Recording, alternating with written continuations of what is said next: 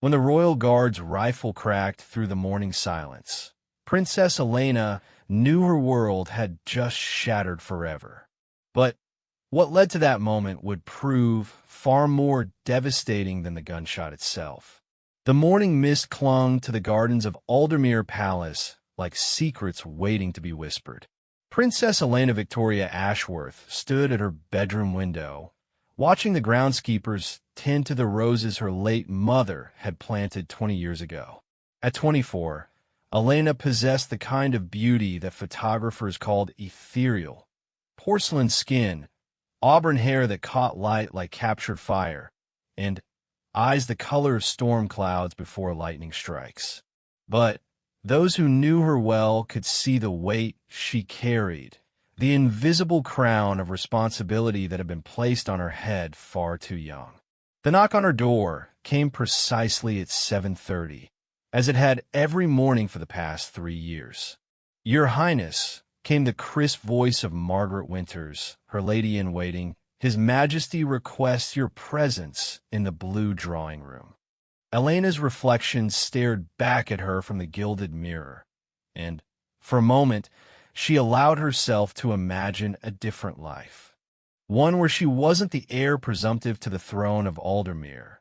One where her every move wasn't scrutinized by the press, and her every decision weighed against the good of the realm. But such fantasies were luxuries she couldn't afford, especially not now, with the kingdom facing its greatest crisis in decades. The blue drawing room had always been Elena's least favorite space in the palace. Its formal atmosphere, with portraits of long-dead monarchs staring down from oil-stained canvases, made her feel like an imposter playing dress-up in borrowed clothes.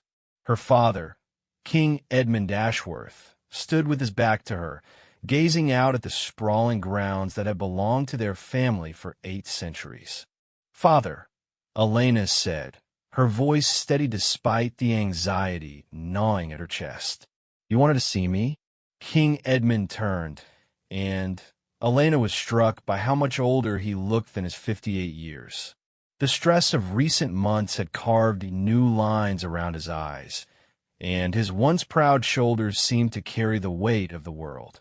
Beside him stood Queen Isabella, Elena's stepmother, whose presence always made the room feel several degrees colder.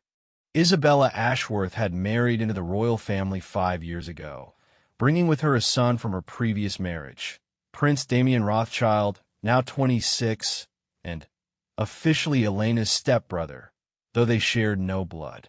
Where Elena was thoughtful and measured, Damien was charming and impulsive.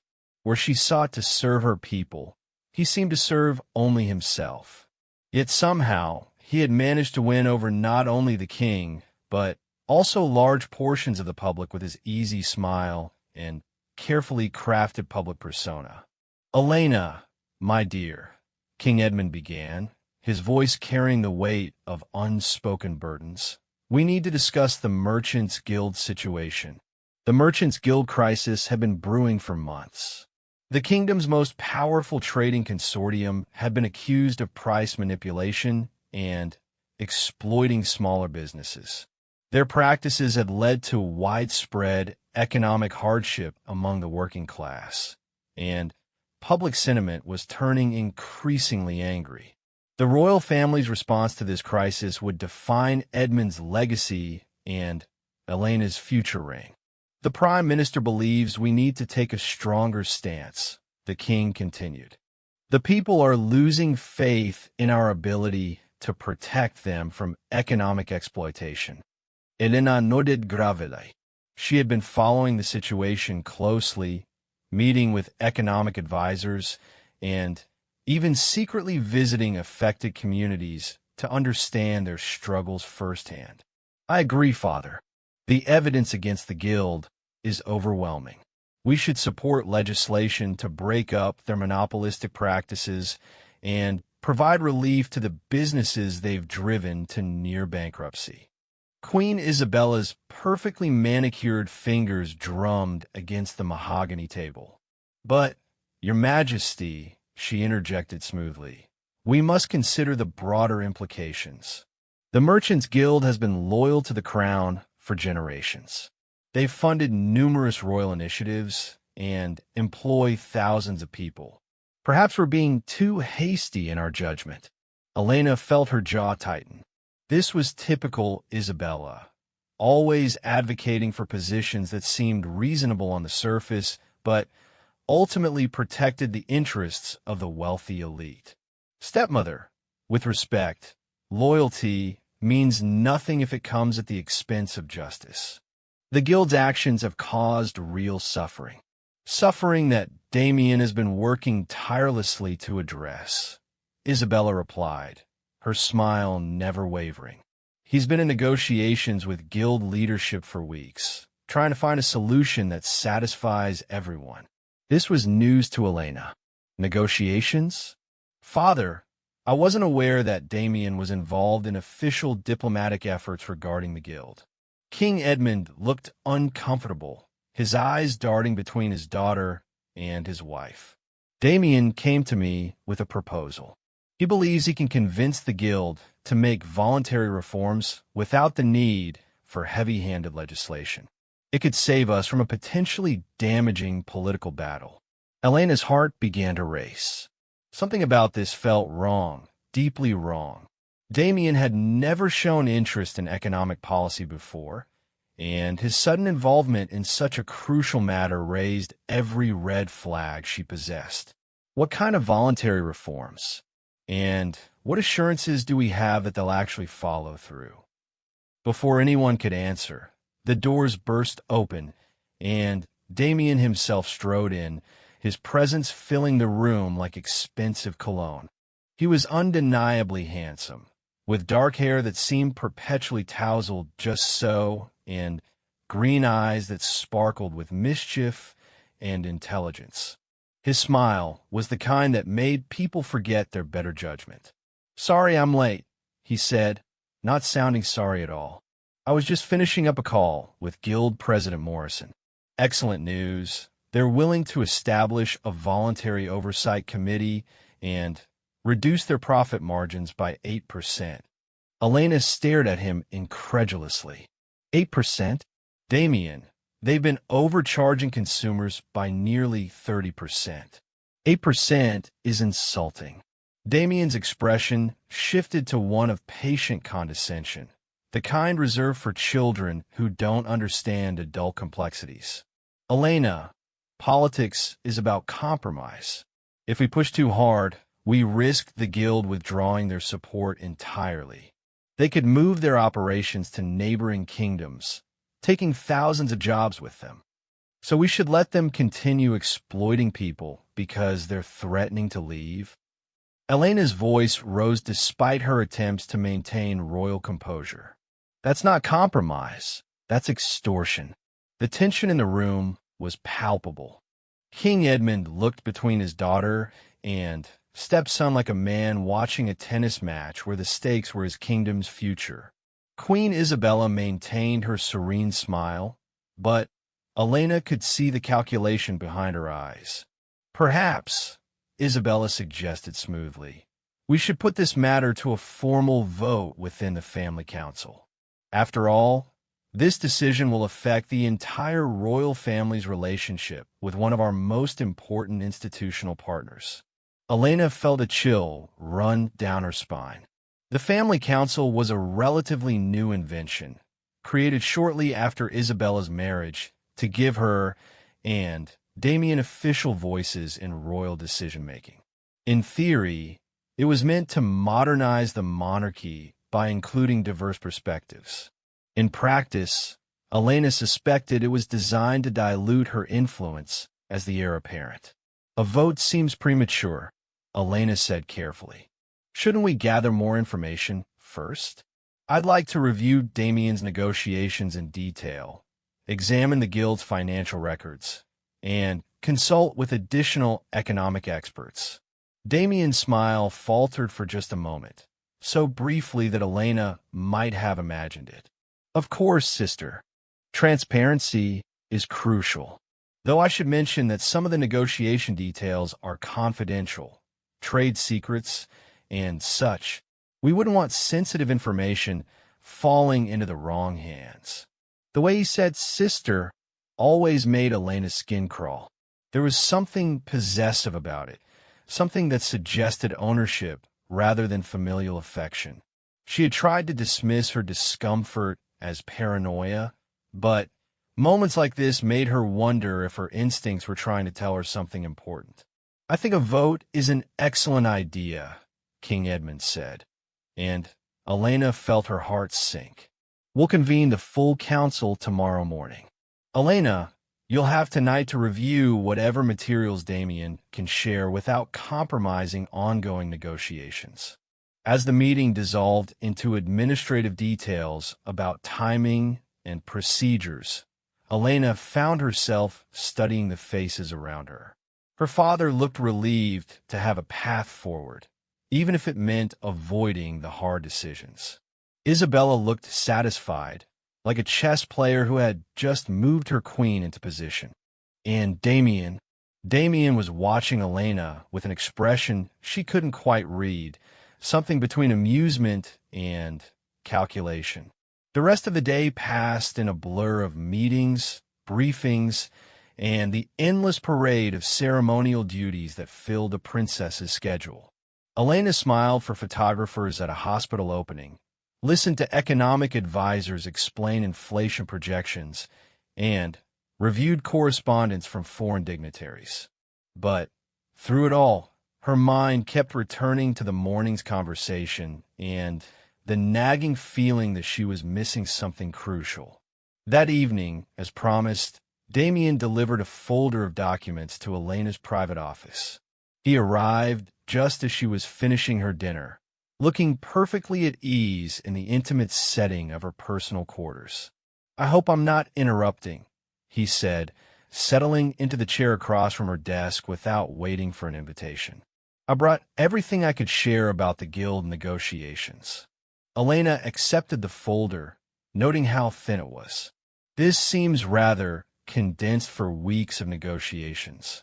Damien leaned back in his chair, his pose casual, but his eyes alert. "Most of the important details are verbal agreements, relationship building, that sort of thing. You know how these old businessmen are. They prefer handshakes to contracts." As Elena flipped through the documents, she became increasingly troubled. The papers contained mostly basic financial data that was already public knowledge, and vague summaries of proposed reforms that seemed designed to sound impressive while accomplishing little. There was nothing here that couldn't have been gathered by any competent researcher in an afternoon. "Damien," she said slowly, "these documents don't contain any actual negotiation records. No meeting minutes, no correspondence, no detailed proposals. How am I supposed to evaluate your progress based on this?" For the first time since she'd known him, Damien looked genuinely caught off guard. His practiced smile slipped, and Elena caught a glimpse of something harder underneath, something calculating and cold. "Elena, you have to trust me on this," he said, leaning forward with sudden intensity. "I know you're skeptical of my methods, but I'm trying to help our family here. The guild situation is more delicate than you realize. There are complications that go beyond simple economic policy." "What kind of complications?" Damien was quiet for a long moment, seeming to weigh his words carefully. When he finally spoke, his voice was lower, more serious than Elena had ever heard it. "The guild has information about our family, about things that happened before I came into the picture.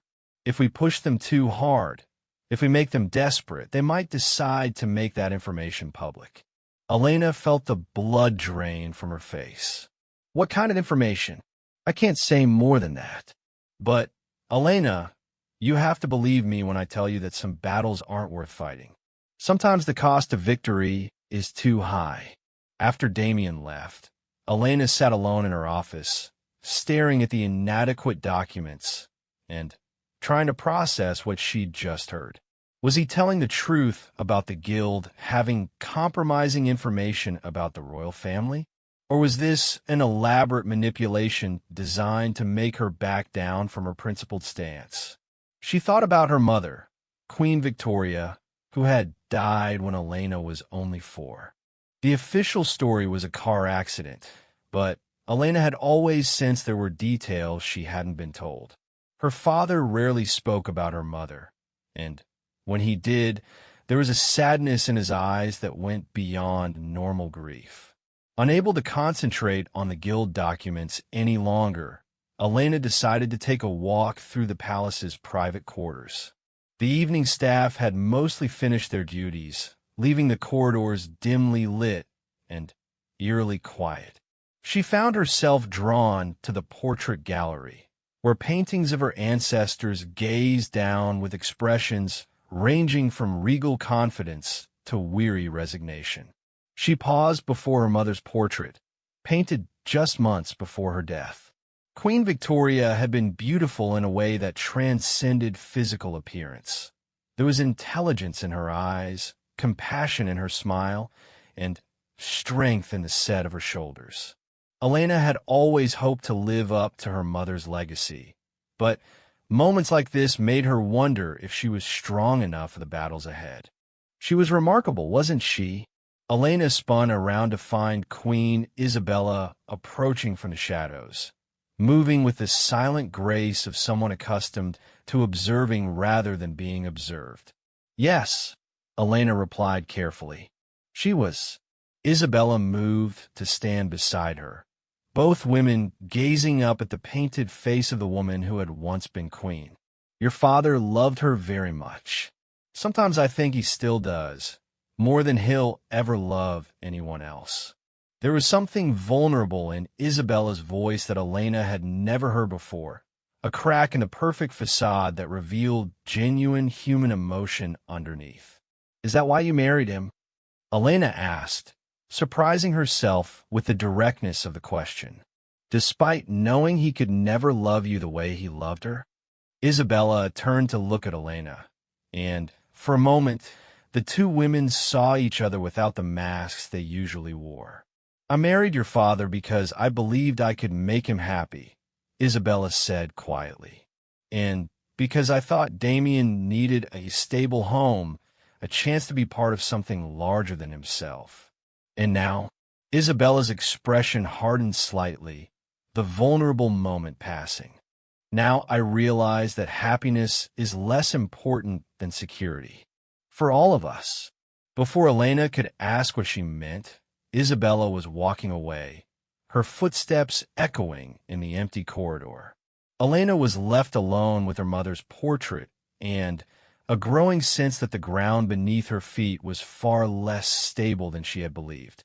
The next morning dawned gray and drizzly, matching Elena's mood as she prepared for the family council meeting.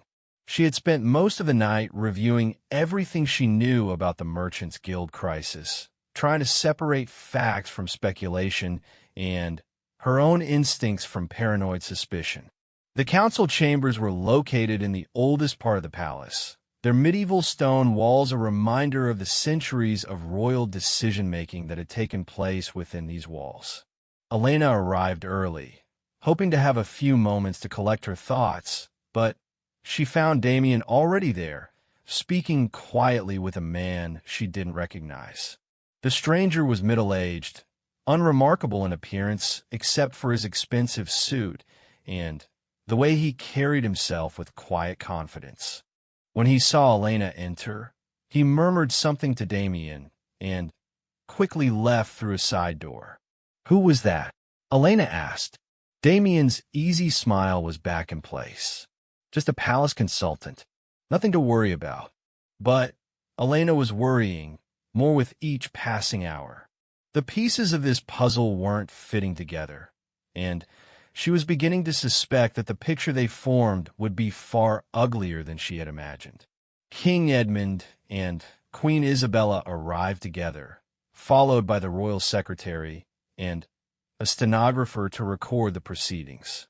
The formality of it all made Elena feel like she was about to be put on trial rather than participate in a family discussion. Before we begin the vote, Elena said, I'd like to propose that we table this decision until we can conduct a more thorough investigation of the guild's practices and the full scope of Damien's negotiations.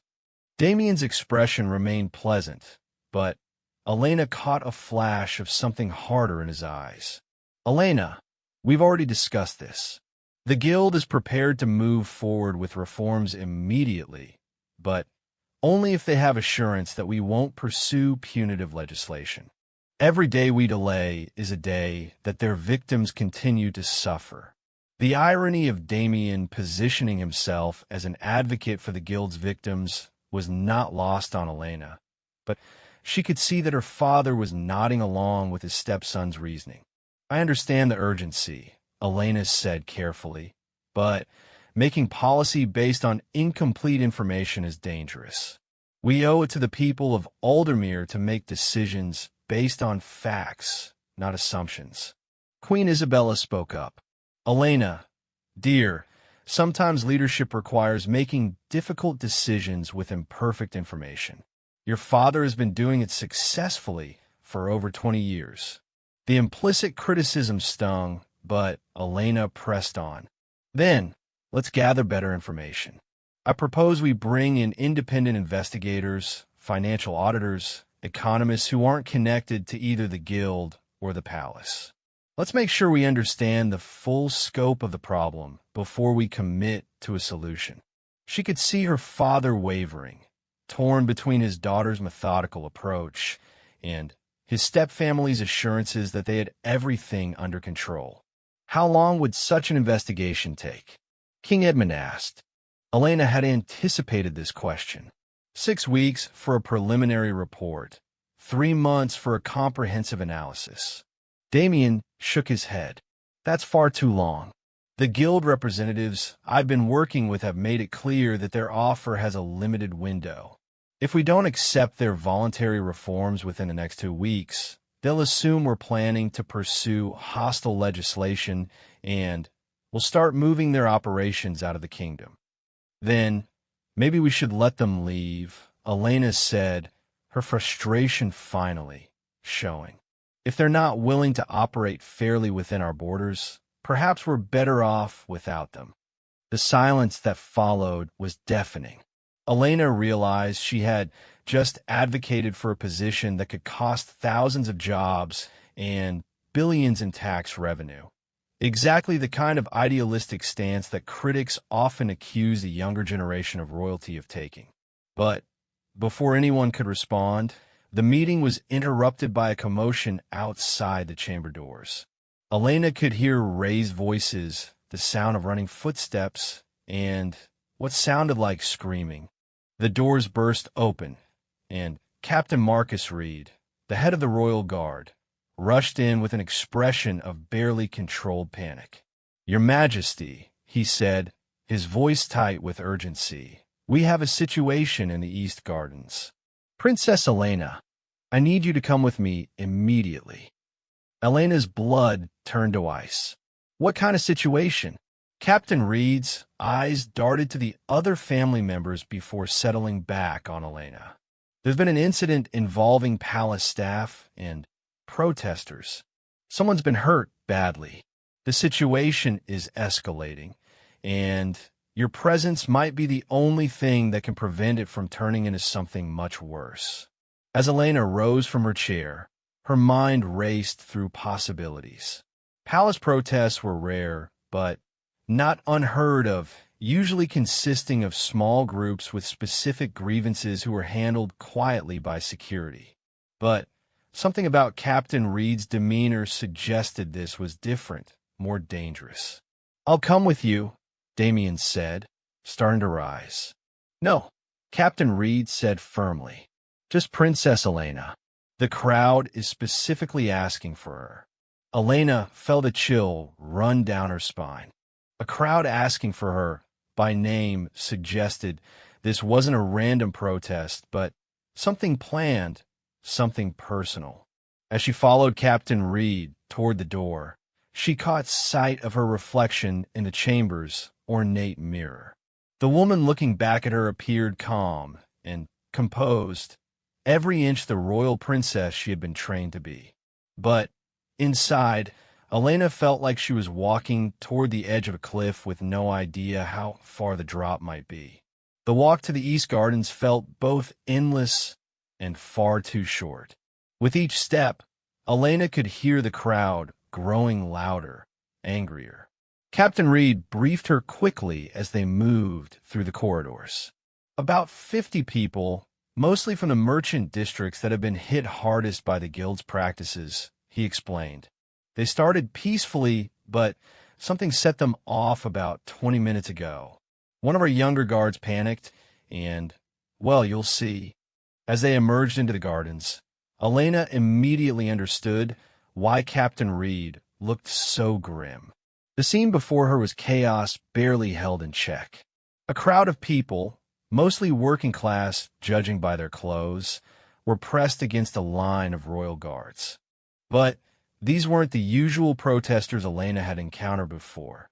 These people looked desperate, angry, and scared.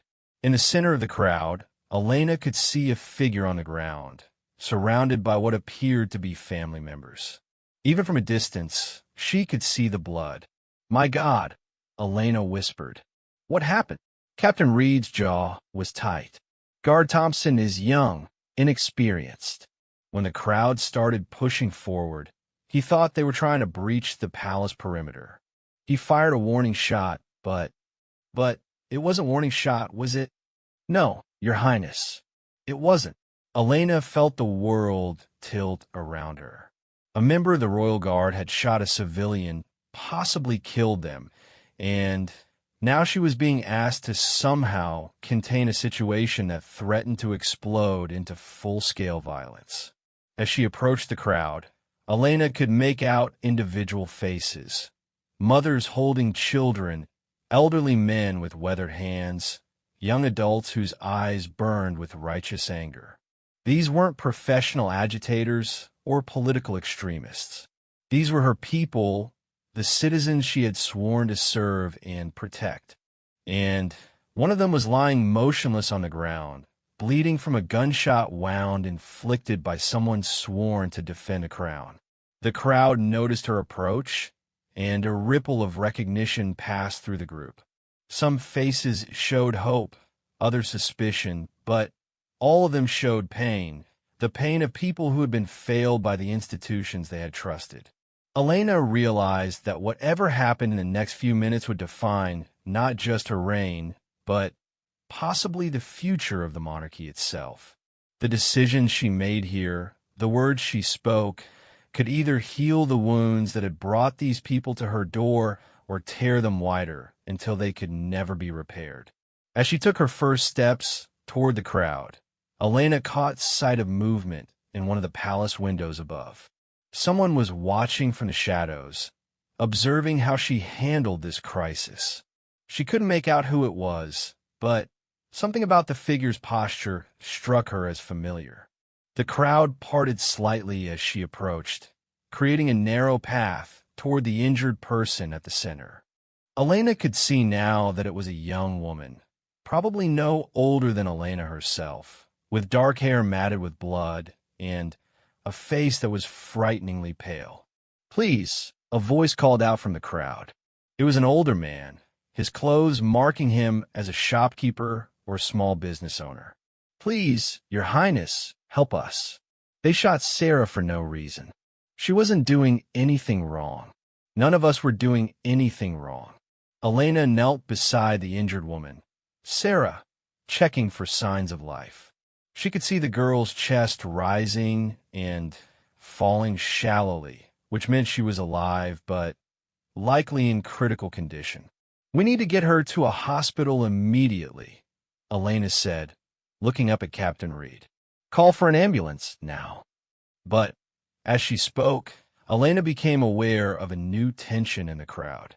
People were pulling back, creating a wider circle, and she could hear new voices, official voices, approaching from behind her. She turned to see Damien striding toward them, flanked by additional guards, and wearing an expression of grave concern that somehow managed to look calculated rather than genuine. "Elena," he called out, his voice carrying clearly across the gardens, "step away from the crowd. This situation is too dangerous for you to handle alone." But Elena could see the crowd's reaction to Damien's arrival. Where her presence had created a small sense of hope and calm, his appearance was having the opposite effect. People were backing away, their expressions growing more hostile and suspicious. "Your Highness," the shopkeeper called out again, his voice more urgent now. "Don't let them take her away. Don't let them hide what happened here." Sarah was just asking questions about the guild, about why her family's business was being destroyed.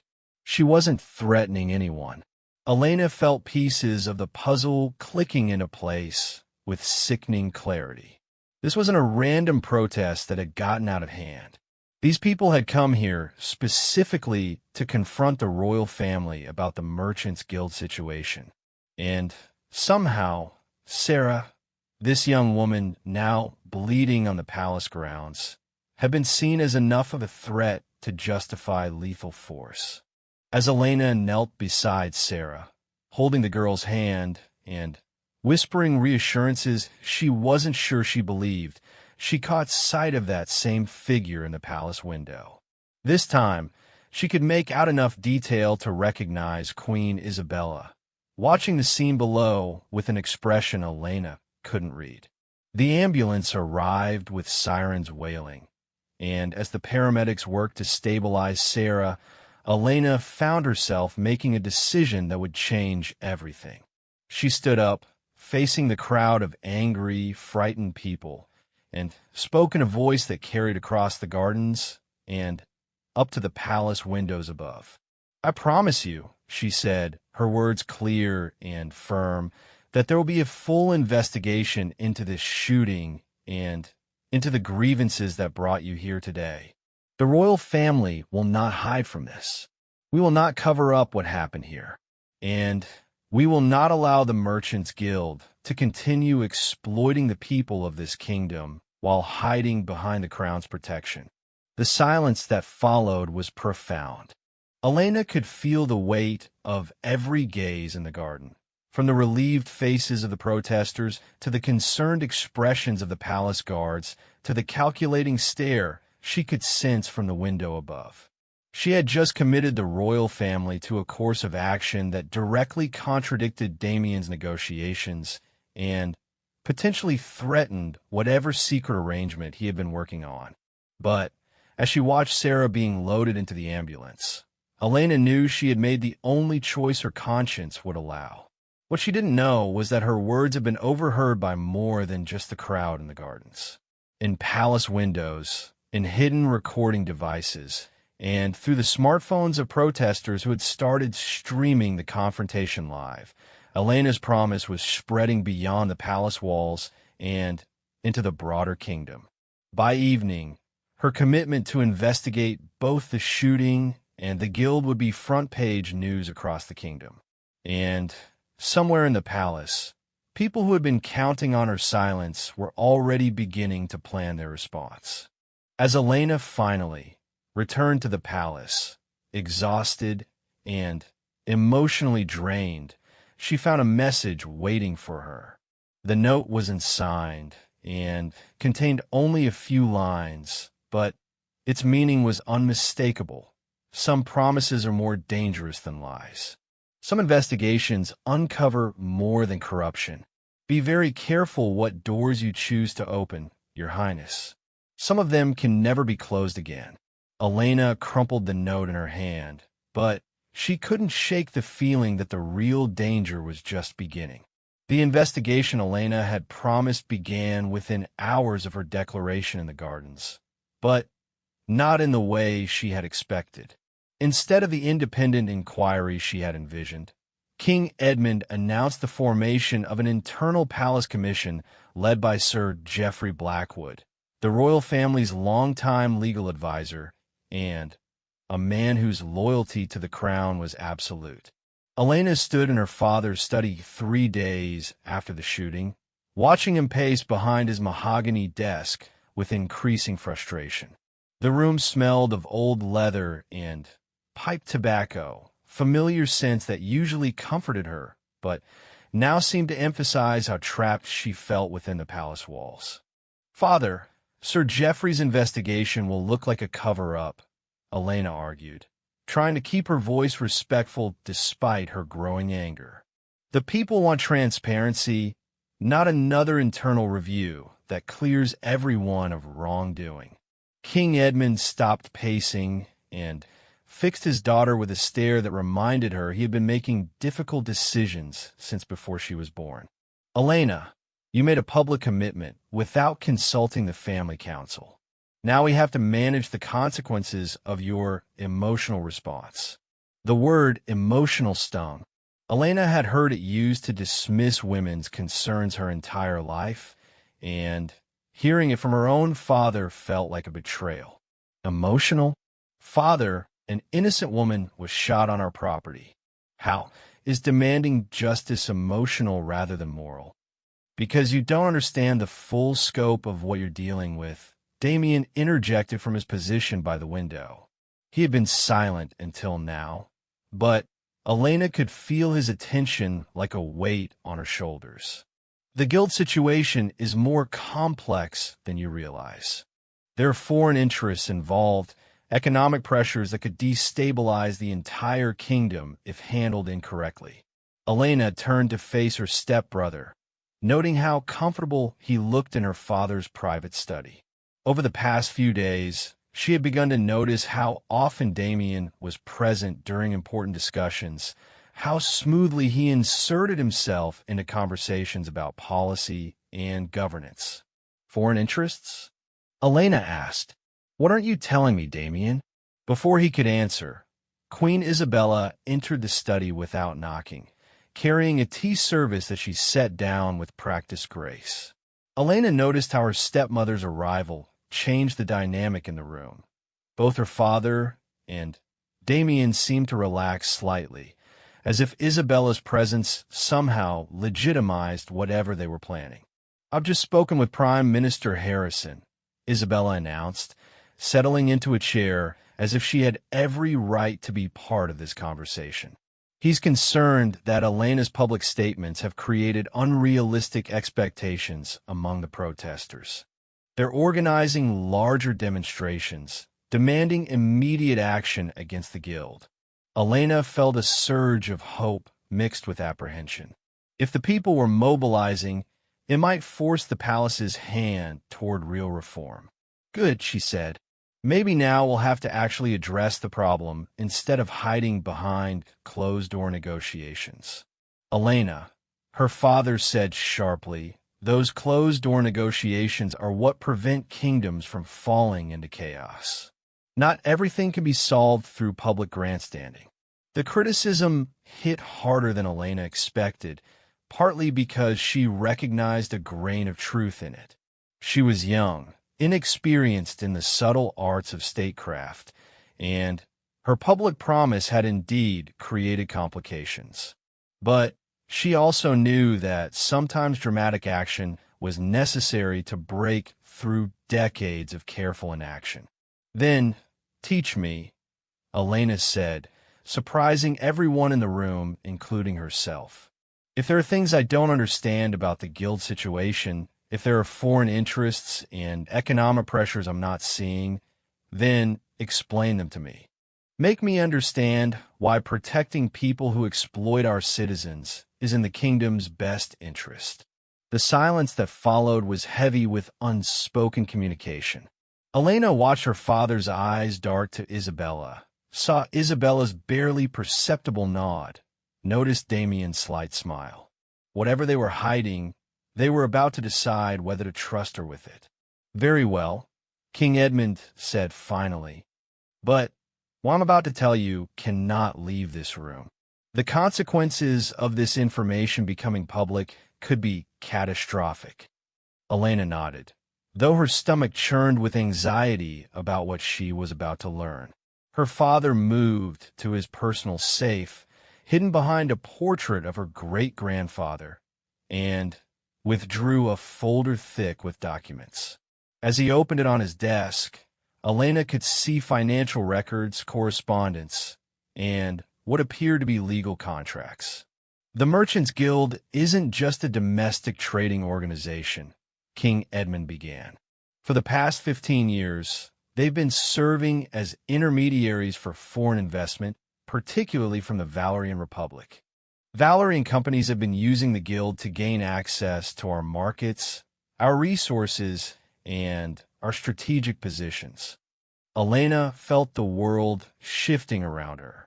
Valoria was Aldermere's historic rival, a larger and more militaristic nation that had been seeking to expand its influence in their region for decades. If Valerian interests were embedded in their economy through the Guild, how much of our economy is under Valerian control? Elena asked, dreading the answer. Approximately 30%, Isabella answered, speaking as if she had these figures memorized. Banking, shipping, manufacturing, telecommunications. If we were to suddenly break ties with the Guild, Valoria could orchestrate an economic collapse that would make the protests in our gardens look like a picnic. Elena sank into a chair, the magnitude of the situation beginning to dawn on her. The Guild's exploitation of domestic businesses wasn't just greed. It was part of a larger strategy to make Aldermere dependent on foreign capital and control. But how did this happen? Elena asked. How do we allow ourselves to become so vulnerable? Again, that exchange of glances between her father, stepmother, and stepbrother. This time, it was Damien who answered. The process began during the economic crisis 18 years ago, he said. The kingdom was facing bankruptcy after the failed invasion of the Northern Territories. The Guild offered a solution, foreign investment that would stabilize the economy and prevent social collapse. At the time, it seemed like the only option.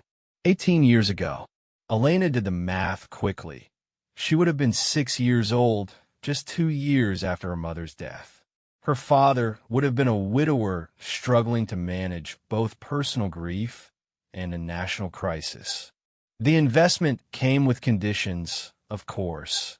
King Edmund continued, his voice heavy with old regrets. Trade agreements that favored Valerian companies, immigration policies that allowed Valerian citizens to establish businesses here, diplomatic commitments that limited our ability to oppose Valerian interests in regional disputes. Elena felt sick. Her kingdom hadn't just been economically penetrated by foreign power.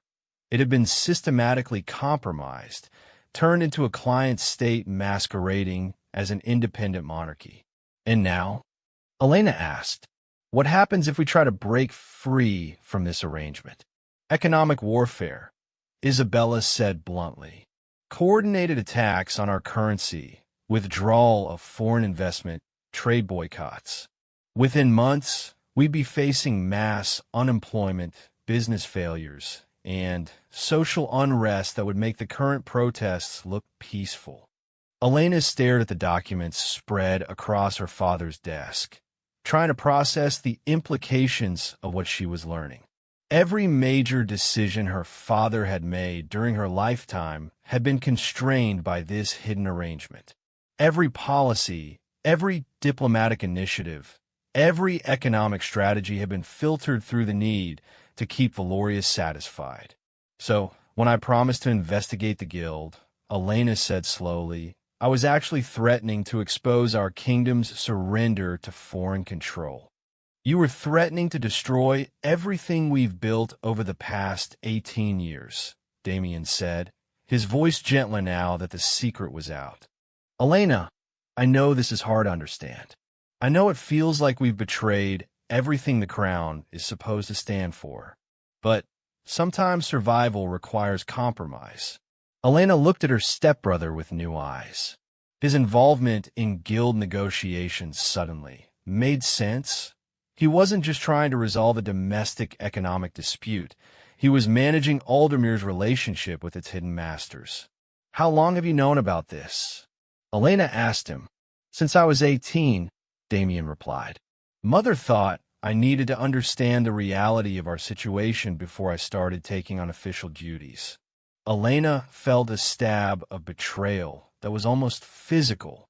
Her stepbrother had been trusted with the kingdom's most dangerous secret at 18, while she, the heir apparent, had been kept in the dark until age 24. Why wasn't I told sooner? Elena asked her father. King Edmund looked older than she had ever seen him, the weight of his compromises etched in the lines around his eyes. Because I hope we might find a way out before you needed to know. Because I wanted to protect you from having to make the same impossible choices I've made.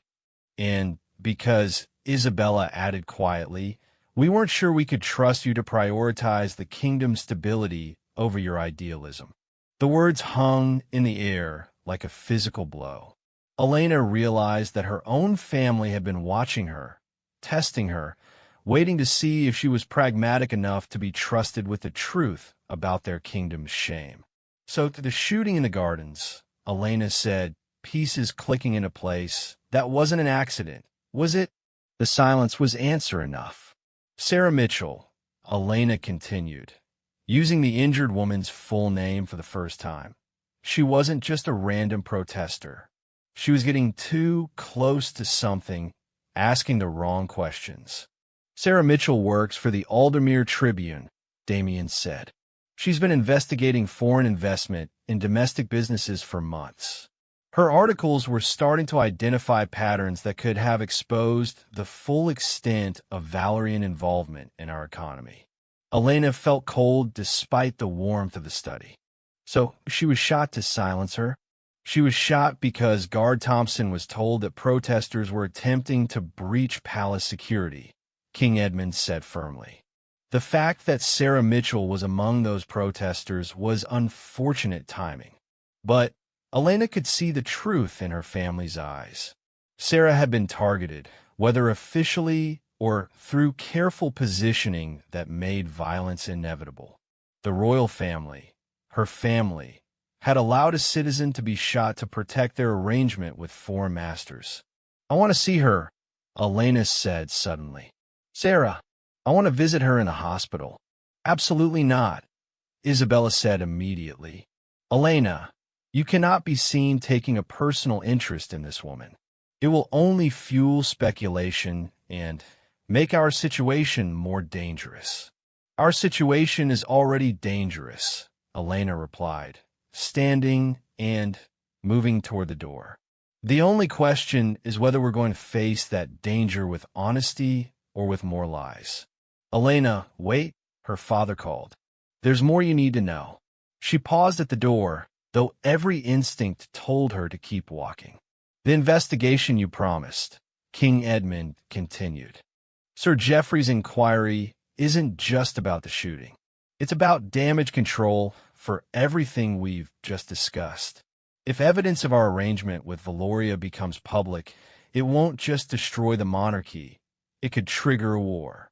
Elena turned back to face the three people she had trusted most in the world, and now wasn't sure she knew it all. A war. Valoria has significant military assets positioned around our borders, Damien explained. Officially, they're there for joint training exercises and regional security cooperation. Unofficially, they're there to protect their investment in our economy. If we were to suddenly break our agreements, or if public pressure forced us to expel Valerian interests. He didn't need to finish the sentence. Elena could imagine Valerian tanks rolling across their borders under the pretense of protecting their citizens' economic interests. So I have to choose, Elena said, understanding finally dawning, between justice for Sarah and the other victims of guild exploitation and preventing a war that could kill thousands of our people. Now you're beginning to understand the nature of real leadership, Isabella said. Sometimes there are no good choices, only necessary ones. Elena left the study feeling like she was drowning in moral quicksand. Every step she had taken toward doing what she believed was right had only dragged her deeper into a web of compromises and hidden threats. She walked through the palace corridors, passing portraits of her ancestors who had ruled during simpler times when enemies were obvious and justice was straightforward. She paused before her mother's portrait again, wondering what Queen Victoria would have done if faced with such an impossible situation. The answer came to her with surprising clarity. Her mother would have found a third option. Elena spent the next several hours in the palace library, researching everything she could find about Valerian business interests, foreign investment law, and historical precedents for kingdoms breaking free from economic domination. What she found was both discouraging and illuminating. The Valerian strategy in Aldermere wasn't unique. They had used similar tactics to gain control over smaller nations throughout the region. Some countries had successfully resisted or broken free, but the process had been long, difficult, and often involved significant short-term suffering for their populations. More importantly, Elena discovered that successful resistance had always required broad popular support and international allies willing to provide economic alternatives to Valerian investment.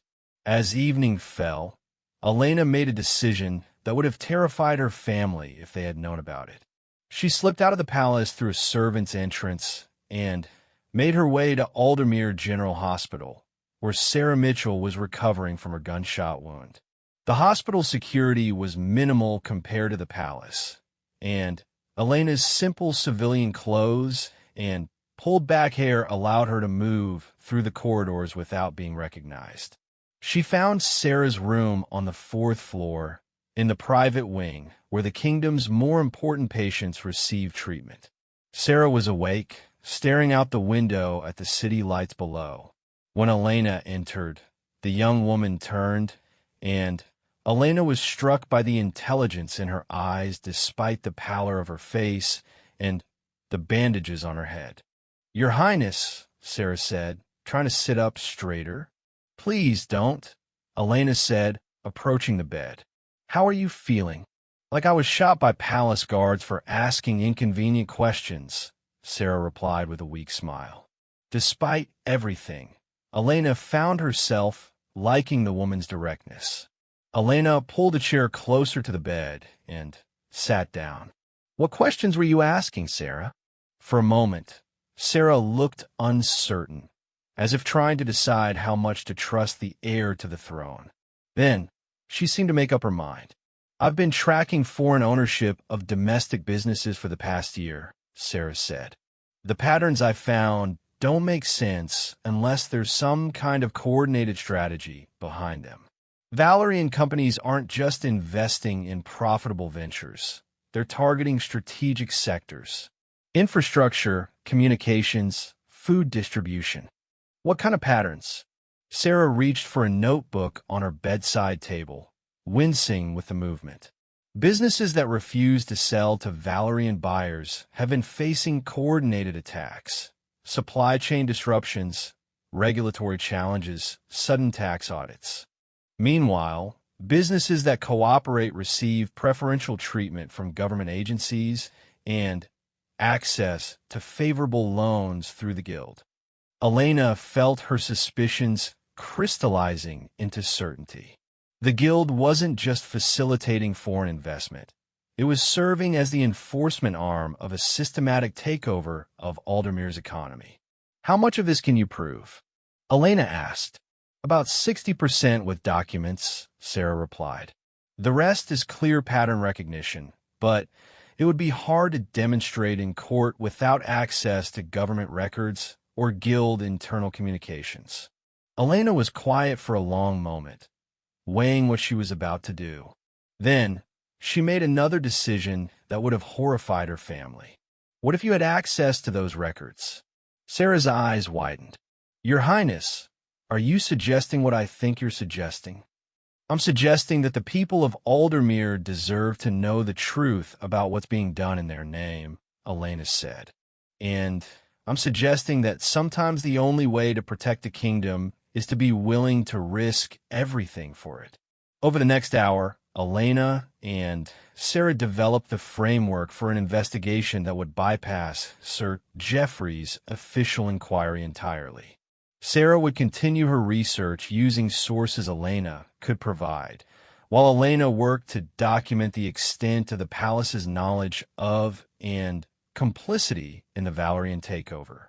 When Elena finally returned to the palace near midnight, she found Damien waiting in her private sitting room.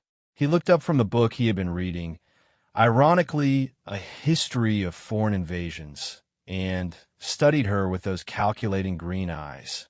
"Where have you been?" he asked, though his tone suggested he already suspected. Elena considered lying, but realized she was tired of the deception that seemed to characterize every interaction in the palace. "I went to see Sarah Mitchell." Damien closed the book and set it aside. "Elena, that was incredibly dangerous. If anyone had recognized you, if the press had gotten word." "The press is going to get word eventually," Elena replied, moving to pour herself a glass of wine for the crystal decanter by the window. "The question is whether they'll get it from us or discover it on their own." "What are you talking about?" Elena turned to face her stepbrother, wine glass in hand, and made a decision to trust him with part of her plan. "Damien, I've been thinking about what you said regarding foreign interests and economic pressure. What if there were a way to break free from Valerian control without triggering the economic collapse you're worried about?" Damien leaned forward, his expression suddenly intent. "What kind of way?" "International allies," Elena said. "Other kingdoms that have successfully resisted Valerian expansion. Economic partnerships that could replace their investment. A coordinated regional response to Valerian economic imperialism." For a moment, Damien looked intrigued, and Elena allowed herself to hope that he might become an ally rather than an obstacle. Then, his expression shifted, becoming more guarded. "Elena, do you have any idea how long such negotiations would take? How many moving parts would be involved? We're talking about years of careful diplomacy, and that's assuming our regional neighbors would be willing to take the economic and military risks involved in opposing Valoria." "So we start now?" Elena replied. "We begin the process quietly while maintaining the appearance of cooperation with current arrangements. We build alternatives before we burn bridges." Damien stood and moved to the window, gazing out at the palace grounds where 3 days earlier a young woman had been shot for asking too many questions. When he turned back to Elena, his expression was unreadable. "There's something else you need to know about our arrangement with Valoria," he said quietly.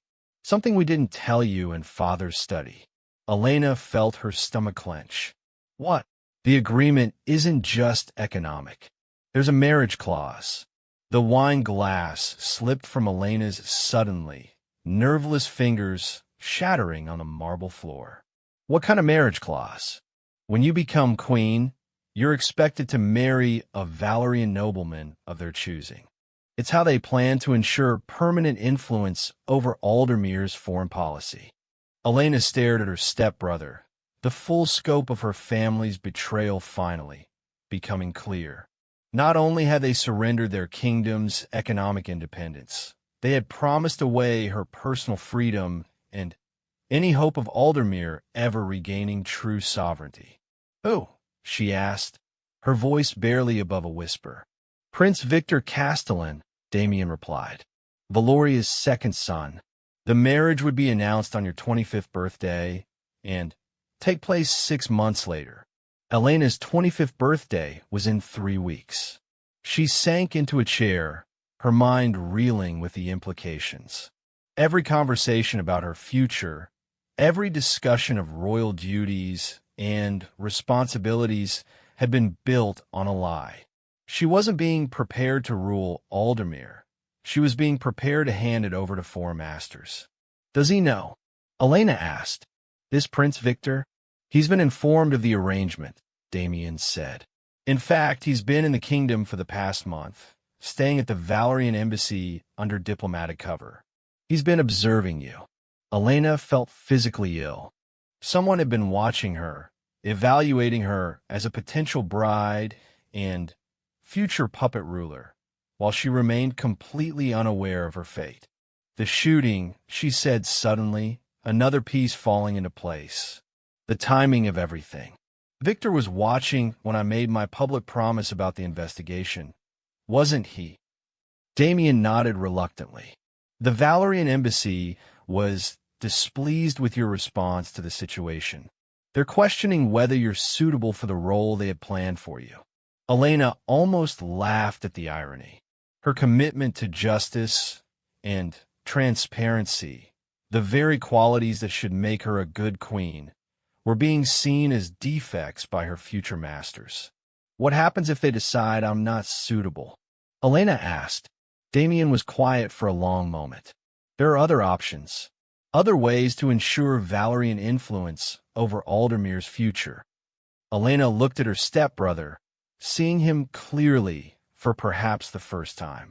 Charming, intelligent, already trusted by the royal family and accepted by the public. Already involved in guild negotiations and diplomatic relations. "You," she said with sudden clarity. "If I'm deemed unsuitable, they'll push for you to inherit the throne instead." Damien's silence was confirmation enough.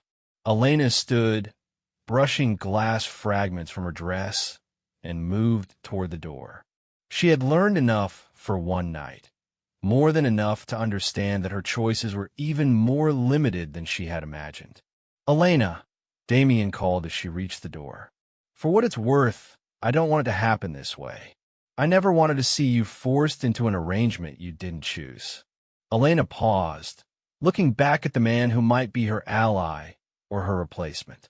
"But you'd accept the throne if it were offered to you?" Again, that calculating silence. Elena left her stepbrother in the sitting room and walked through the dark corridors toward her bedroom, her mind racing with plans and possibilities. The marriage arrangement changed everything, but it also clarified her choices in a way that was almost liberating. She could submit to becoming Valoria's puppet queen, married to a man she'd never met to seal her kingdom's surrender. She could fight and risk being replaced by Damien, who might be more willing to cooperate with their foreign masters. Or she could find a third option, one that her family hadn't considered because it would require her to risk everything she had been born to inherit. As Elena prepared for bed, she noticed an envelope that had been slipped under her door while she was out. Her name was written on the outside in elegant handwriting she didn't recognize. Inside was a formal invitation to a diplomatic reception at the Valerian embassy, scheduled for the following evening. At the bottom, in different handwriting, someone had added, "Looking forward to finally meeting you properly. VC." Prince Victor Castellan, her intended husband, was ready to make his introduction. Elena set the invitation on her bedside table and stared at it for a long time before turning out the lights. Tomorrow would bring new challenges, new moral compromises, and new impossible choices. But tonight, for the first time since the shooting in the gardens, Elena felt like she understood the full scope of the battle she was fighting. It wasn't just about the Merchants Guild or foreign investment or even justice for Sarah Mitchell. It was about whether Aldermere would survive as an independent kingdom or fade into history as another Valerian client state. And Elena was beginning to realize that winning this battle might require her to lose everything else she had ever wanted, including the crown she had been born to wear. Elena stood before her mirror the following evening, adjusting the sapphire necklace that had belonged to her mother. The formal dinner dress, midnight blue silk that brought out her eyes, was a masterpiece of royal fashion, but Elena felt like she was wearing armor for a battle she wasn't sure she could win. Tonight's diplomatic reception at the Valerian embassy would be her first meeting with Prince Victor Castellan, the man her family had secretly promised her to in marriage. But it would also be something else entirely if Elena's carefully laid plans worked as intended. A soft knock interrupted her preparations. "Come in," Elena called, expecting Margaret, her lady-in-waiting. Instead, Queen Isabella entered, carrying a small jewelry box. "I thought you might want to wear these tonight," she said, opening the box to reveal a set of diamond earrings Elena had never seen before. "They're beautiful," Elena said carefully, "but I don't recognize them. They were a wedding gift to me from the Valerian royal family," Isabella replied, moving behind Elena to help with the clasp. "I thought it would be appropriate for tonight's occasion." Elena met her stepmother's eyes in the mirror, seeing the message being sent. Isabella knew exactly what tonight's reception was really about. "How long have you known?" Elena asked quietly. "About the marriage arrangement." Isabella's hands stilled for a moment before continuing with the earrings. "Since before I married your father. It was part of my understanding of what I was joining, what role I would play in securing our family's future." Elena turned to face Isabella directly. "So you married a man you knew was planning to sell his daughter into political marriage?" Isabella's perfect composure cracked slightly, revealing something that might have been regret or even genuine affection. "I married a man who was trying to save his kingdom from complete destruction. The marriage arrangement was unfortunate, but it secured economic stability and prevented a war that would have killed thousands of our people. And your son's position as my replacement if I prove unsuitable." Isabella sat on Elena's bed, her formal composure giving way to something more human. "Elena, you have to understand, when I brought Damien into this family, I was trying to give him opportunities one could never have provided alone. I never expected or wanted him to compete with you for the throne. But you wouldn't refuse if it were offered." Isabella was quiet for a long moment. "I would do whatever was best for Aldemir, just as your father has done, just as you will have to do." Elena studied her stepmother's face, looking for signs of deception or calculation, but finding only the weariness of someone who had spent years making impossible choices. "Isabella," Elena said, using her stepmother's first name instead of her title, "what if there were another way? What if we could free Aldemir from Valerian control without triggering economic collapse or military intervention?" Isabella's eyes sharpened with sudden interest. "What kind of other way?" Before Elena could answer, another knock came at the door. This time it was Margaret, looking flustered and slightly out of breath. "Your Highness," Margaret said, "there's been a development. Sarah Mitchell, the young woman who was shot, she's disappeared from the hospital." Elena felt her blood turn to ice. "What do you mean, disappeared?" "Hospital security found her room empty an hour ago. Her personal belongings are gone, and there's no record of her being discharged. The hospital staff are saying she must have left on her own, but..." Margaret looked uncertain about continuing. "But what?" Elena said. "But, Your Highness, she had suffered a serious head injury. The doctor said she wouldn't be stable enough to walk for at least another week, let alone leave the hospital independently."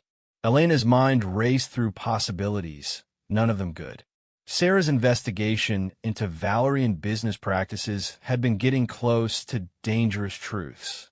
Her disappearance could be voluntary. Perhaps she had realized she was in danger and gone into hiding. Or it could be something much worse. "Has this been reported to the authorities?" Elena asked. "Palace security is handling the matter," Isabella said smoothly, and Elena caught the implication. This wouldn't be investigated by independent police, but by the same security apparatus that served the palace's interests. Elena looked at the clock on her dresser. She was expected at the Valerian embassy in 30 minutes. and arriving late would send entirely the wrong message for what she had planned. But she couldn't shake the feeling that Sarah's disappearance was connected to the evening's events. "Margaret," Elena said, "I want you to make some discreet inquiries. Contact Sarah's family, her colleagues at the Tribune, anyone who might know where she would go if she felt threatened." Margaret nodded and left to carry out her instructions, leaving Elena alone with Isabella once again. "Elena," Isabella said carefully, "you must be very cautious tonight. Prince Victor is not just a potential husband. He's a Valerian intelligence asset. Everything you say and do will be analyzed for signs of compliance or resistance." Elena met her stepmother's gaze in the mirror. "Then, I suppose I'll have to be very careful about what messages I send." The drive to the Valerian embassy took Elena through parts of the capital she rarely visited, neighborhoods where the impact of the guild's economic practices was most visible. She saw shuttered businesses, for rent signs in shop windows, and groups of people gathered on street corners with the restless energy of those who had lost hope in their system of government. The Valerian embassy occupied an entire city block, its neoclassical architecture deliberately imposing in a way meant to remind visitors of Valoria's power and permanence. As Elena's car pulled through the embassy gates, she noticed the heightened security, more guards than usual for a diplomatic reception, and military vehicles discreetly positioned around the perimeter. Prince Victor Castellan was waiting for her at the embassy's entrance, and Elena had to admit he was exactly what she had expected from Valerian nobility. Tall, dark-haired, with the kind of classical features that suggested generations of careful breeding and the bearing of someone who had never doubted his right to command others. "Your Highness," he said, offering his arm as she stepped from her car. "It's a pleasure to finally meet you properly." His English was perfect, with only the slightest accent that somehow made him sound more sophisticated than threatening. Elena accepted his arm, noting the way he positioned himself to subtly guide her movements.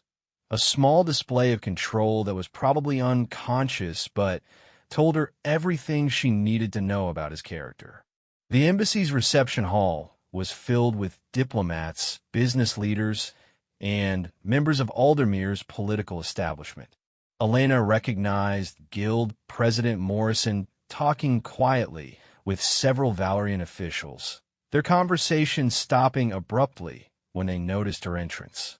"You have a beautiful kingdom," Victor said as he guided her through the crowd. "I've spent the past month exploring, getting to know the culture and the people I hope to serve." The word "serve" struck Elena as carefully chosen. Victor was positioning himself as someone who wanted to help Aldermere rather than control it, but his presence here represented the exact opposite. "And what are your impressions?" Elena asked. "What do you think our people need most?" Victor's smile was practiced and charming. "Stability, I think. Strong leadership that can navigate complex international relationships while protecting domestic interests. It's a delicate balance, but one I believe we could achieve together." Elena nodded politely while mentally cataloging everything about Victor's manner and appearance for the report she would write later. He was intelligent, certainly, and charismatic in the way that successful politicians always were. But there was something cold behind his eyes, a calculation that reminded her uncomfortably of Damien. "I understand you've been dealing with some domestic unrest," Victor continued as they moved toward a quiet corner of the reception hall. "The situation with the Merchants Guild must be quite challenging for your family." Elena felt a chill at his casual mention of her kingdom's internal problems. Victor wasn't just making conversation. He was demonstrating how thoroughly informed he was about Aldermere's vulnerabilities. "All kingdoms face challenges," Elena replied diplomatically. "The test of leadership is how we address them." "Indeed," Victor agreed. Though sometimes the best solutions require thinking beyond traditional approaches. Fresh perspectives, international cooperation, innovative partnerships. Elena realized he was offering her a face-saving way to accept Valerian control, to frame surrender as cooperation and domination as partnership. It was elegant in its manipulation, and she found herself almost admiring the skill with which he was handling the conversation. "Your Highness," a new voice interrupted, and Elena turned to see a woman approaching them with confident strides. She was perhaps 40 years old, with prematurely silver hair and the bearing of someone accustomed to being the most intelligent person in any room. "Prince Victor," the woman continued, "might I borrow Princess Elena for a moment? There are some people I'd very much like her to meet." Victor's smile remained pleasant, but Elena caught a flash of irritation in his eyes. "Of course, Ambassador Reeves. Though I hope you won't keep her too long." Ambassador Reeves was apparently the woman in charge of this reception, and she guided Elena away from Victor with practiced diplomatic skill. But instead of introducing Elena to other guests, she led her to a smaller reception room off the main hall. "Your Highness," Ambassador Reeves said once they were alone, "I apologize for the deception, but I need to speak with you privately. My name is actually Dr. Catherine Reeves, and I work for the International Coalition for Democratic Sovereignty." Elena had heard of the ICDS, a multinational organization that monitored and opposed authoritarian expansion around the world. If Dr. Reeves worked for them, her presence at the Valerian embassy was either incredibly bold or incredibly dangerous. "I'm not sure I understand," Elena said carefully, aware that this conversation could be monitored. Dr. Reeves smiled and gestured toward a painting on the wall. "I'm actually here to discuss art acquisition for a private collector," she said loudly enough for any listening devices to pick up. Then she leaned closer to Elena and whispered, "But what I really want to discuss is your kingdom's options for regaining independence." Elena's heart began to race. This was the possibility she had been hoping for, the third option she had been trying to imagine. "What kind of options?" Elena whispered back. "Economic alternatives to Valerian investment," Dr. Reeves replied in the same low tone. "A coalition of democratic kingdoms willing to provide trade partnerships and development assistance. International legal support for breaking coercive agreements. But it would require significant courage from Aldermere's leadership." Elena felt a surge of hope mixed with terror.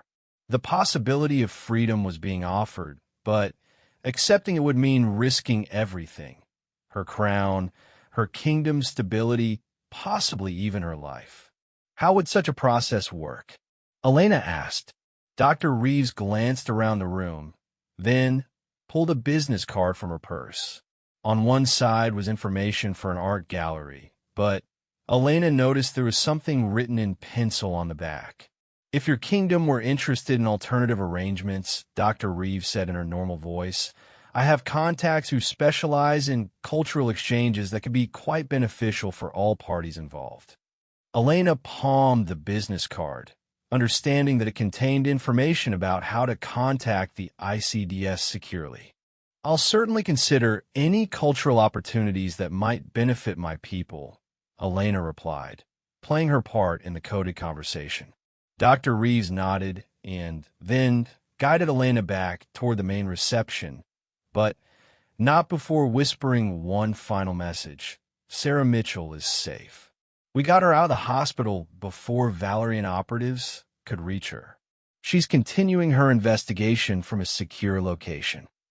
Elena tried not to let her relief show on her face, but knowing Sarah was alive and safe removed one of the weights that had been pressing on her chest all evening.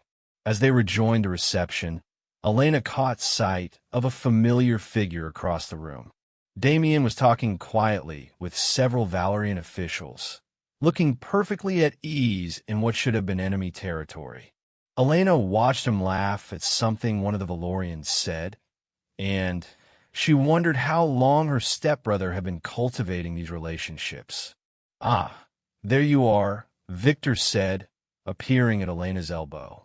"I was beginning to worry that Ambassador Reeves had spirited you away permanently." "Just discussing some cultural exchange possibilities," Elena replied.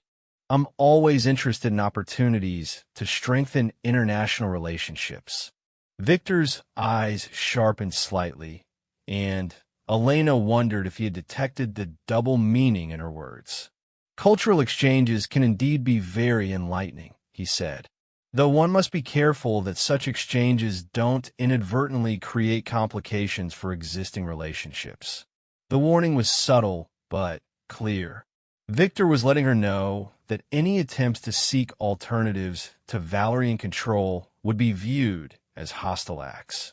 The evening continued with the usual diplomatic theater, formal conversations about trade, culture, and regional cooperation that everyone knew were really about power, control, and submission.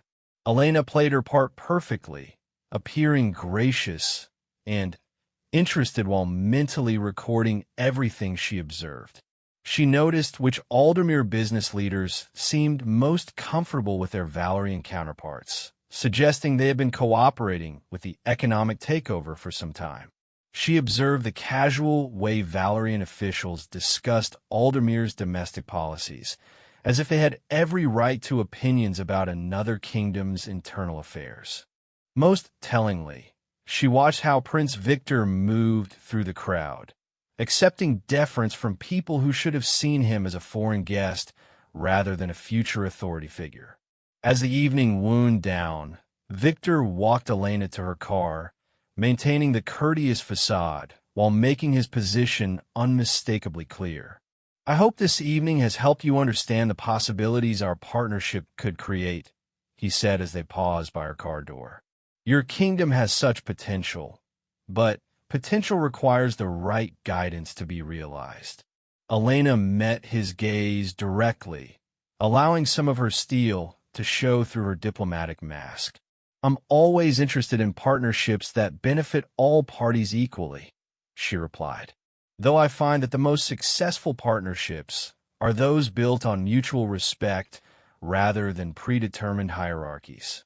Victor's smile remained in place, but Elena could see she had surprised him with her directness.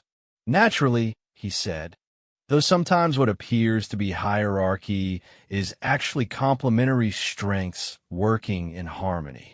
"And sometimes," Elena replied, "what appears to be complementary strengths is actually subjugation disguised with pleasant words." The tension between them was suddenly electric, two intelligent people who understood exactly what the other was saying without stating it directly. "I look forward to our next conversation," Victor said finally. "I believe we have a great deal more to discuss." Elena smiled sweetly. "I'm sure we do." As her car pulled away from the embassy, Elena allowed herself to release the tension she had been carrying all evening. The encounter with Victor had confirmed her worst fears about Valerian tensions, but it had also provided her with crucial information about their methods and expectations. More importantly, Dr. Reeves' presence suggested that Elena wasn't as isolated as she had believed. There were people willing to help Aldermere break free from foreign control, but success would require perfect timing and absolute commitment. Elena looked at the business card Dr.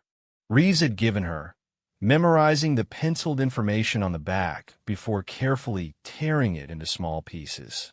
Tomorrow she would make contact with the ICDS and begin exploring whether the third option she had been hoping for was actually possible. But first, she had a more immediate problem to address. When Elena arrived back at the palace, she found the building in controlled chaos. Palace guards were moving through the corridors with unusual urgency, and she could see lights on in offices that should have been empty at this hour. Margaret was waiting for her in the private family quarters, looking more worried than Elena had ever seen her. "Your Highness," Margaret said as soon as Elena appeared, "there's been another incident. Someone broke into Sarah Mitchell's apartment and stole all her research materials. Her computer, her files, everything related to her investigation of the Merchants Guild." Elena felt her carefully constructed plans beginning to crumble. Without Sarah's research, they would have no way to document the extent of Valerian economic infiltration or build a case for international intervention. "Was anyone hurt?" Elena asked. "No, but—" Margaret looked uncertain. "Your Highness, Palace Security responded to the break-in. They were at Miss Mitchell's apartment within minutes of the alarm being triggered." Elena stared at her lady-in-waiting, the implications sinking in.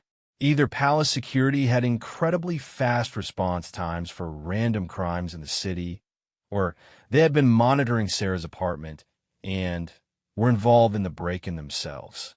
"Where's my father?" Elena asked. "In his study with Queen Isabella and Prince Damien. They've been in emergency session for the past 2 hours." Elena walked through the palace corridors toward her father's study, her mind racing with possibilities and plans. The evening had clarified several things. Valoria's control over Aldermere was deeper and more sophisticated than she had imagined. Prince Victor was intelligent and dangerous, and international help might be available if she was willing to risk everything to pursue it. But she had also learned that time was running out. Victor's presence in the kingdom, the theft of Sarah's research, and the obvious coordination between Valerian operatives and palace security suggested that her foreign masters were preparing to tighten their control. Elena paused outside her father's study, listening to the low voices within. She could hear Damien speaking earnestly about containment strategies and acceptable losses, while her father's voice carried the weight of someone making decisions he knew were wrong but felt were necessary. Instead of joining the family meeting, Elena turned and walked toward her own chambers. She had heard enough family discussions about necessary compromises and acceptable sacrifices. It was time to start making her own plans, with her own allies, pursuing her own vision of what Aldermere could become. In her private office, Elena began drafting 2 letters that would change everything. The first was to Dr. Catherine Reeves and the International Coalition for Democratic Sovereignty, formally requesting a confidential consultation about options for economic independence and democratic sovereignty. The second letter was more difficult to write. It was her abdication statement, carefully crafted to explain why she was renouncing her claim to the throne and what she hoped to achieve by doing so. Elena wasn't planning to use the letter immediately, but she needed to have it ready in case her other plans failed and abdication became the only way to prevent Aldermere from falling completely under foreign control. As she sealed both letters in separate envelopes, Elena heard footsteps in the corridor outside her office. She quickly secured the letters in her personal safe and arranged herself at her desk as if she had been working on routine correspondence. The knock on her door was soft but insistent. "Come in," Elena called. King Edmund entered, looking every one of his 58 years and several more besides. He closed the door behind him and stood awkwardly in the center of the room, as if unsure how to begin the conversation he had come to have. "How was your evening at the embassy?" he asked finally. Elena studied her father's face, looking for signs of how much he knew about her conversations with Victor and Dr. Reeves. "Enlightening," she said carefully. "Prince Victor is certainly impressive." King Edmund nodded as if he had expected this answer. "He's a good man, Elena. Intelligent, well-educated, committed to building positive relationships between our kingdoms." Elena wanted to laugh at the description, but she kept her expression neutral. "He seems very interested in Aldermere's domestic affairs for a foreign prince." Elena, Her father said, moving closer to her desk. I know this is difficult for you. I know the marriage arrangement feels like a betrayal of everything you've been raised to believe about personal freedom and royal duty. Doesn't it feel like that to you? Elena asked. When you look at your daughter and see a piece on a diplomatic chessboard rather than a person with her own hopes and dreams? King Edmund's expression cracked, revealing the pain he had been carrying. Every day, he admitted, every single day, I wake up knowing that I've failed you, failed your mother's memory, failed everything the crown is supposed to represent. Elena felt her anger soften slightly at her father's obvious anguish. Then why go through with it? Why not find another way? Because I can't see another way that doesn't end with thousands of our people dead, King Edmund replied. Elena, you weren't here 18 years ago when we faced economic collapse and potential invasion. You didn't see the intelligence reports about Valerian military preparations or the economic models showing how quickly our society would crumble if foreign investment was withdrawn. Elena stood and moved around her desk to face her father directly. But what if there were alternatives? What if other kingdoms were willing to provide economic support in exchange for partnership rather than submission? King Edmund looked at his daughter with sudden sharp attention. Elena, have you been in contact with foreign representatives without authorization? The question was asked gently, but Elena could hear the warning beneath it. Her father was asking if she had committed treason by seeking alternatives to their arrangement with Valoria. I've had conversations, Elena admitted carefully. Nothing official, nothing that commits the kingdom to any particular course of action. But, Father, there are options. We don't have to choose between submission and destruction. King Edmund was quiet for a long moment, and Elena could see him wrestling with hope and fear in equal measure. What kind of options? He asked finally. Elena made a decision that would change the course of her life and possibly her kingdom's future. She moved to her safe and retrieved the letter addressed to Dr. Reeves, handing it to her father. Read this, she said, and then decide whether protecting me from difficult choices is worth condemning both of us to impossible ones.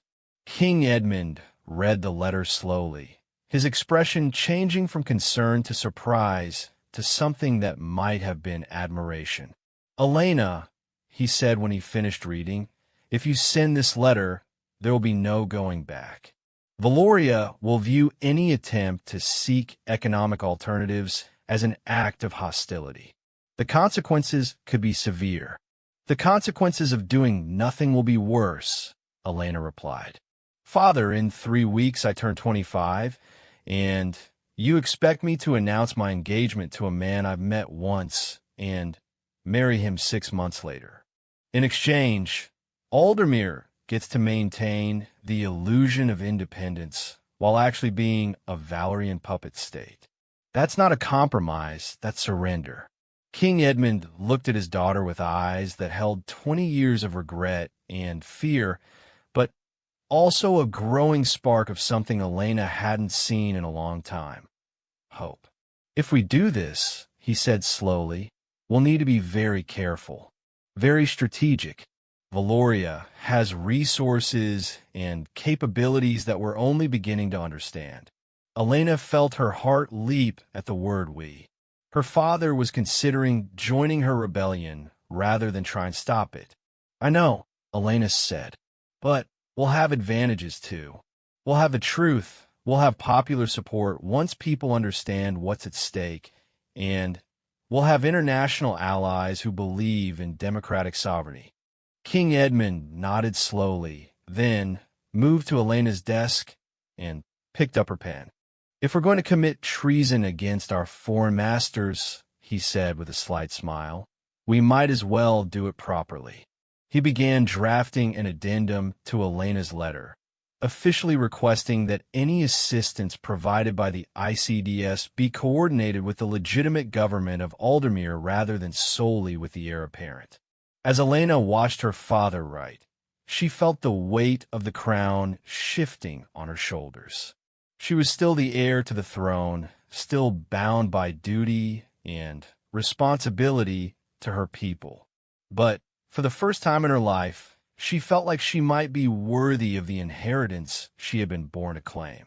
Outside the palace walls, the city of Aldermere slept uneasily, unaware that their future was being decided in a private office by a princess who had finally chosen to fight rather than submit, and a king who had finally found the courage to risk everything for the chance to be free. Tomorrow would bring new challenges, new dangers, and the beginning of a battle that would determine whether Aldermere would survive as an independent kingdom or fade into history as another victim of foreign ambition. But tonight, Elena felt something she hadn't experienced in years. Hope that the crown she would someday wear might actually be worth the weight of its responsibilities. 3 days later, the palace announced that Princess Elena had contracted a sudden illness and would be unable to attend the pre-planned announcement of her 25th birthday celebration. What the public didn't know was that Elena was meeting secretly with representatives of 4 neighboring kingdoms and the International Coalition for Democratic Sovereignty, laying the groundwork for Aldermere's declaration of economic independence from Valerian control. Prince Victor Castellan departed the kingdom suddenly. That same morning, his diplomatic mission apparently concluded unsuccessfully. The Valerian embassy issued a brief statement expressing disappointment in Aldermere's unwillingness to pursue mutually beneficial partnerships and hoping that future conversations might be more productive. But those who knew how to read the language of international diplomacy understood that Valoria had just declared economic war on Aldermere, and the kingdom's fight for true independence was about to begin. Elena stood at her bedroom window on the morning of her 25th birthday, watching the sun rise over a kingdom that was finally, truly hers to protect and serve. The crown she would someday wear was no longer a symbol of inherited powerlessness, but of earned authority and hard-won freedom. The battle ahead would be difficult, dangerous, and costly. But for the first time in her life, Princess Elena Ashworth was fighting for something worth winning.